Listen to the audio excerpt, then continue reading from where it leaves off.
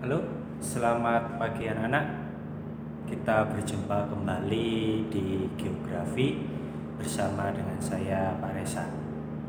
Kali ini kita akan memasuki bagian terakhir dari bab kita di bab 1 tentang pengetahuan dasar geografi ini. Setelah kita belajar tentang konsep geografi yang berjumlah 10 konsep, kemudian kita belajar tentang objek studi, kita belajar tentang aspek geografi. Nah, kali ini kita akan belajar tentang pendekatan dan prinsip geografi. Seperti biasa, Bapak hanya akan menjelaskan poin-poin saja dan lebih lanjutnya kalian bisa baca kembali di buku paket kalian masing-masing. Baiklah, tanpa berlama-lama mari kita mulai saja. Pendekatan dan prinsip geografi. Kali ini kita akan bahas tentang pendekatan.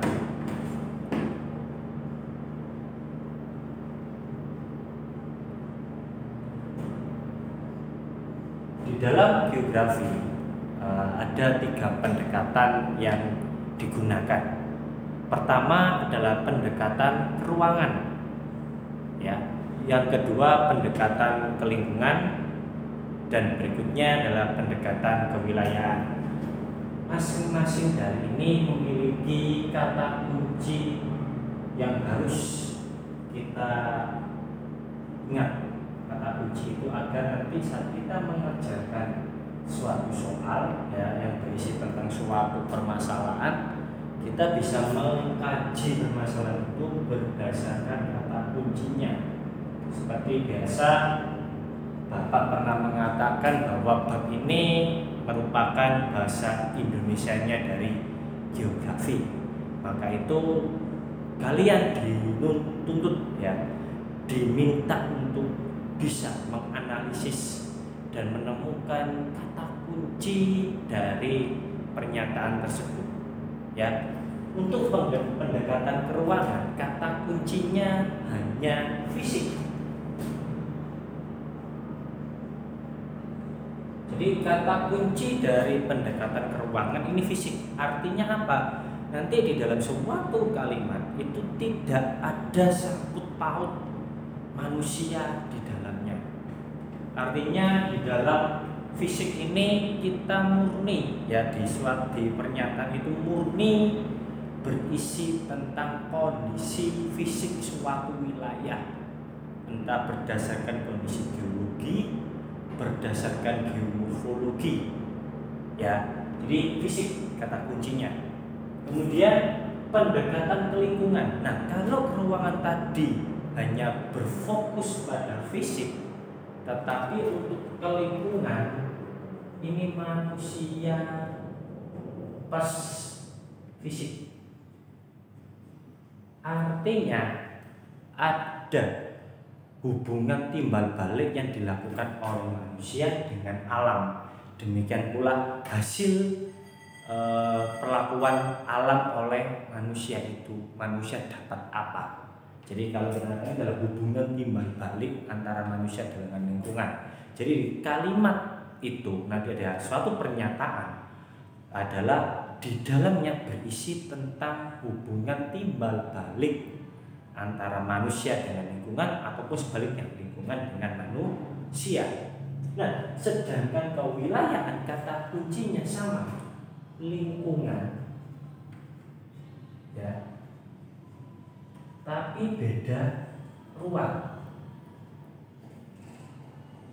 Nah, sedangkan keruangan dan lingkungan ini satu ruang.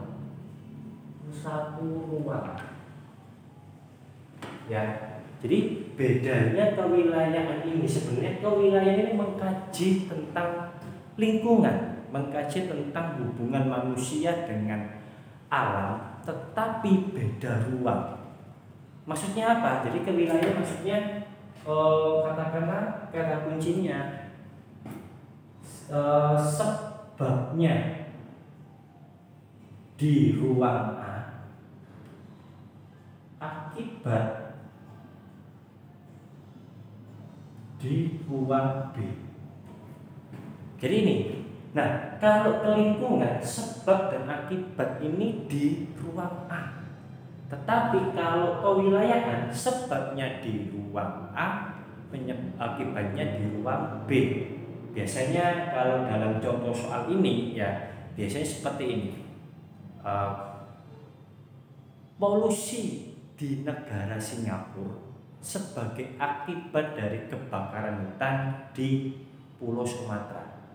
Ada 2 ruang di sini, ruang Singapura dan ruang Sumatera. Dampaknya polusi di Singapura, ya kan? Akibat itu di Singapura, karenanya di Sumatera. Jadi ini 2 ruang yang berbeda. Ini biasanya di sini. Ini satu contoh soal untuk pendekatan kewilayahan. Jadi sekali lagi ruangan berhubungan dengan fisik. Di dalam pernyataan itu tidak menyertakan manusia di dalamnya. Sedangkan lingkungan itu menyertakan manusia.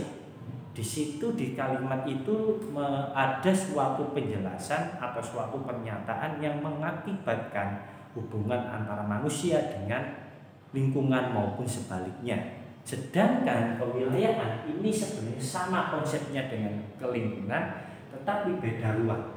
Ini Bapak kasih contoh ya gambarnya. Sebabnya di ruang A, akibat di ruang B. Nah, berarti kata kunci dari pendekatan lagi-lagi adalah keruangan. Pertama-tama kalian analisis dulu. Jadi langkah-langkah ya. Pertama adalah ruang. Kalian cek dulu di kalimat itu ruangnya ada berapa. Nah, kalau kalian di situ ruangnya cuma ada 1, ya sudah, berarti antara ruangan dan lingkungan sudah. Itu cara paling gampang. Ya, ruang. Kemudian yang kedua, di situ hanya berupa fisik atau ada manusianya. Sudah. Simpel sebenarnya, tapi kalau kalian tidak memperhatikan ini, 2 langkah ini, kalian pasti akan salah menjawab nantinya. Ya, pertama dicek dulu di kalimat itu, ruangnya ada berapa? Apakah ada 1 atau 2? Kalau cuma 1, ya sudah, berarti hanya ke ruangan dan ke lingkungan, ke wilayah tidak ada. Tetapi kalau dia ada 2, berarti sudah masuk kategori kewilayahan jawabannya. Sudah. Jadi kalau ruangnya kalian cek 2, sudah seharusnya ke kewilayahan. Tetapi kalau ruangnya 1, kalian harus analisa lagi fisik atau adakah manusia di dalam pernyataan tersebut. Nah, ini kita berbicara tentang pendekatan geografi. Jadi pendekatan ada 3, pendekatan keruangan atau bahasa lainnya adalah spasial, pendekatan ke lingkungan atau bahasa lainnya adalah ekologi, dan pendekatan kewilayahan adalah yang ketiga. Inilah pendekatan dari geografi. Selanjutnya kita akan ke prinsip geografi.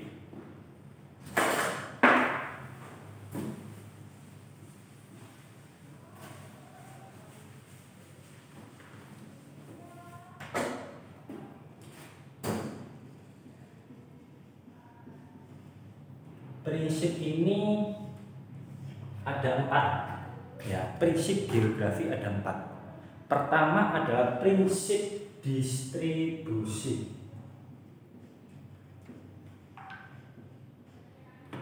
ya, prinsip distribusi. Prinsip distribusi ini menekankan persebaran fenomena geosfer.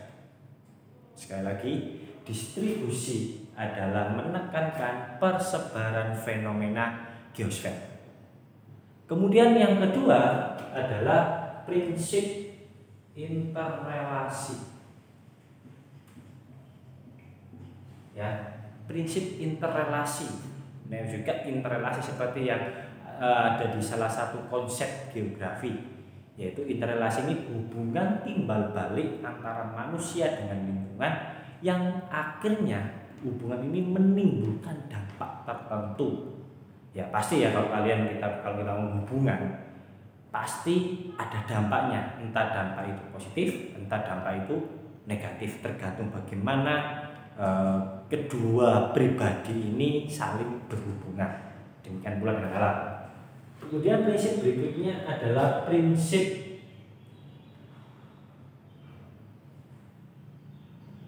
penjelasan. Ya, prinsip penjelasan. Jadi prinsip penjelasan di sini itu kalau di dalam bahasa Indonesia ini lebih menekankan kepada bagaimana kalimat utama ini dijelaskan secara lebih rinci lagi. Ya, jadi ini kalimat penjelasan ini nanti ada kata kuncinya ya, Bapak akan lanjutkan dulu ya. Yang terakhir adalah prinsip kurologi. Kurologi ini gabungan dari ketiga ini. Ya, oke. Lalu adakah Pak keyword atau kata kunci supaya saya bisa mengetahui kalau ada suatu pernyataan ini termasuk dalam prinsip apa? Oke, untuk distribusi biasanya ini menekankan pada persebaran fenomena geosfer. Berarti ini biasanya berupa gambar. Ya, biasanya soal itu dianalogikan dalam berupa gambar. Nah, di dalam gambar itu biasanya ada gambar taman nasional. Persebaran taman nasional, ya kan, persebaran taman nasional. Berbicara tentang juga ini kalau kita sekarang pandemi ya, zona-zona ini ya, ada zona kuning, hijau, oranye, merah. Nah, itu juga termasuk dalam prinsip distribusi atau persebaran. Ya, jadi kita jadi ya takutnya, jadi bisa berupa persebaran. Jadi gambar ini bisa berupa gambar atau bisa juga dalam bentuk kalimat. Ya, tapi dalam kalimat itu menekankan tentang persebaran fenomena. Kalau interrelasi biasanya ini kalau di dalam bahasa Indonesia itu ada kalimat penghubung ya, kalimat hubung sebab akibat. Ya kan, biasanya begini. Penggundulan hutan di bagian hulu